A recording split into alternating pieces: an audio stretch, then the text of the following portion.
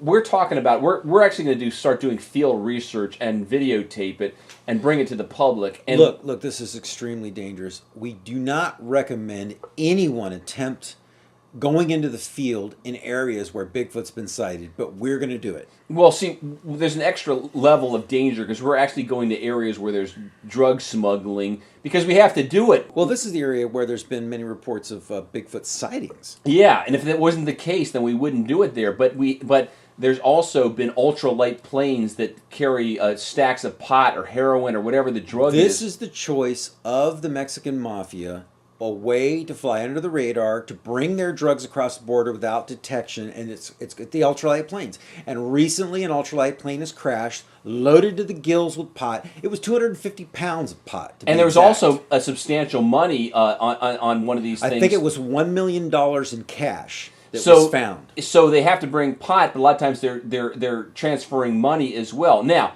if you run into a bunch of pot, you'd have to figure out, if you're of that mind, you'd have to figure out a way to sell it. Which would not be hard to do if you get it to Washington State and or Colorado. But the thing is, you're risking prison time. Now, if you do find money, on the other hand, you can spend it. You can just collect that and spend it. I mean, you can fill your car full of gas. You can go to your local strip club and have a damn good time. With $1 million, you're on Easy Street for the rest of your life. Including having the pot with you. Do you think we'd run? Well, you take a little bit of pot if you're so inclined, but are you think we'll run into anything like that, or on the opposite end, are we going to run into some kind of danger and get our throats slit? Well, we're going to run into all the above. These ultralights are flying over in droves. They can't even keep up with the amount of ultralights that are coming across the border. Let me just stop you right there because I have something to add because we haven't mentioned this. You do not need a pilot's license to operate one of these. Absolutely not. Everyone knows that. That's common knowledge. No, it's not. It's not. Most people don't know that. In my eyes, that's common knowledge. I would think most people do know that.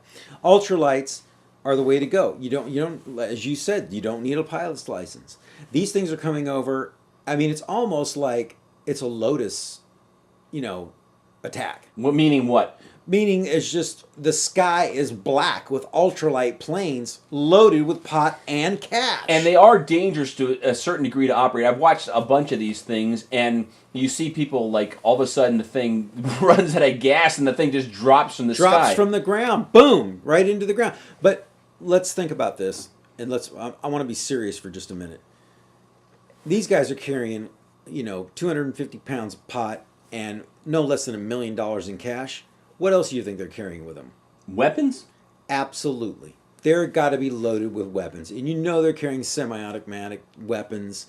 And, Now, one guy that hit the ground, he actually ran away from it. Now, what do you think he took with him? Now, he obviously can't take all the pot. He took the cash. He took the cash and left the pot. Yeah. Now, some of these people, if they're substantially, damaged when they crash, they'll eventually die because with these ultralight planes, they're not going to be caught. The Border Patrol is not going to be on them immediately. It might be this hours. one in particular that went down, they found one set of footprints leading away from the crash site. That's all they found.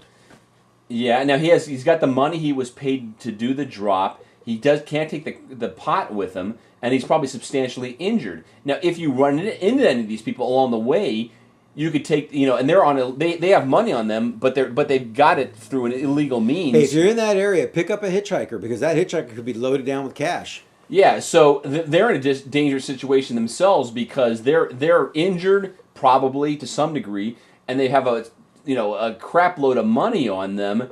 And they're vulnerable to attack themselves, and you got to be if you're in the area because those things are flying like you say like locusts. They're all over. It's insane. I mean, the border is an unruly place.